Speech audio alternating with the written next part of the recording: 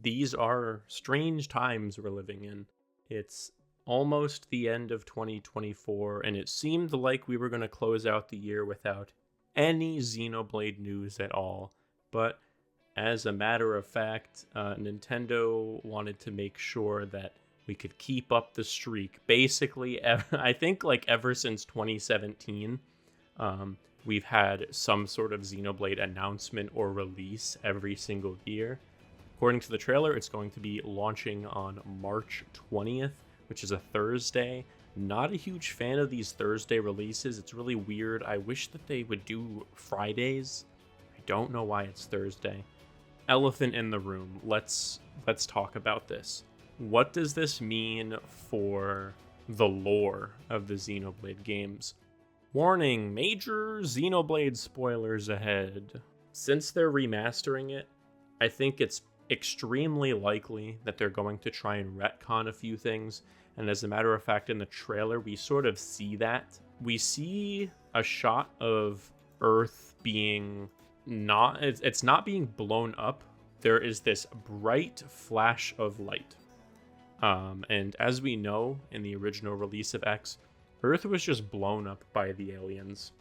I think that the best possible way that they could connect it to the other three games would to be just change the Earth blowing up to the Earth being swallowed up by the light, and then Klaus's experiment, and blah blah blah. So that's my best guess. I mean, anything is possible. X could just as easily be some alternate universe, but if the ending of Future Redeemed is anything to go off of, it's entirely possible that the light at the very end was the white whale landing on Mira. If I'm wrong, I'm wrong. I previously, and I still am pretty certain that that isn't what's happening at the end of Future Redeemed. But, you know, if I'm proven wrong, then, oh well, I'm proven wrong, I guess. It seems like we're going to be getting expanded story content. Now, it's possible that this is like a second story, sort of like how we had Future Connected, or Torna, or Future Redeemed, or it could be just more stuff tacked on the end of the game. For those of you that have not played X, the story is a lot shorter than the other Xenoblade games, and it was always intended to be a little bit longer, and throughout development they had to just cut away at so much of the content in the game, so it's possible that they're going to end up restoring a lot of that cut content. A symptom of that is the fact that max level in the game is level 60. It's not level 99 like every other Xenoblade game. So if they add more story content like after the original ending of the game, it's possible that they increase the cap and add, you know, maybe more areas, more enemies, more quests. I think that would be the ideal way to go about this.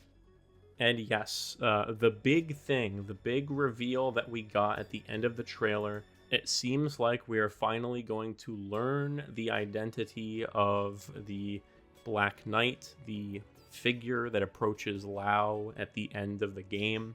Yeah, so at the end of the trailer, he says, "Fancy seeing you here." I've heard some people say that it's Lao that's saying that, but that just doesn't sound like Matt Mercer to me at all.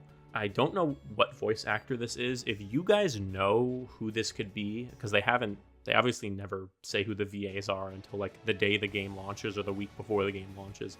So if anyone is able to identify who this voice actor is in either English or Japanese, I'd be pretty interested to hear that.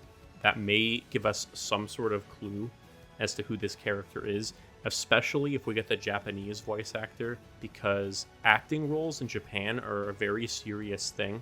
They will almost always try and get the original actor of a character back to voice that character again, or let's say like the character has a child, the actor of that character will also voice the child, or a family member will voice the child. It's a very different industry than how we have it in the rest of the world. A good example for you is they recast Rex in Future Redeemed. It's not Al Weaver that's playing that character, it's Fergus O'Donnell, but Rex's Japanese voice actor, Hiro Shimono, is always Rex's voice actor.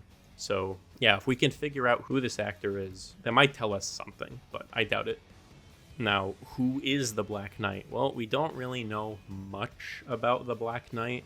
This was a character that had a much bigger prominence in the story early in development, and they left him to be at the very, very end to tease a potential second game, which is sort of what we're getting here, I guess. It's clear that they're going to be following up on this, and I'm pretty excited to see what they do with it. If this definitive edition is anything like 1's definitive edition, we're probably not going to get any major changes to gameplay. A lot of the core gameplay loop is probably going to stay the same. They didn't even do any like art balancing or changing of any skills from what I remember. In definitive edition, it's all like basically the same thing. So that's likely what's happening here. However, if we do get more story tacked on to the end, because I think the game ends in chapter 12. If we get like a chapter 13, 14, 15, it's entirely possible that they have to alter the balancing and change the progression a little bit in order to comfortably fit that into all of this brand new content. Now, what are my biggest hopes for the game? Well, my biggest hope is for them to expand the online capabilities of the game. Being able to actually go to a friend's Mira and like fight with them would be so incredibly fun.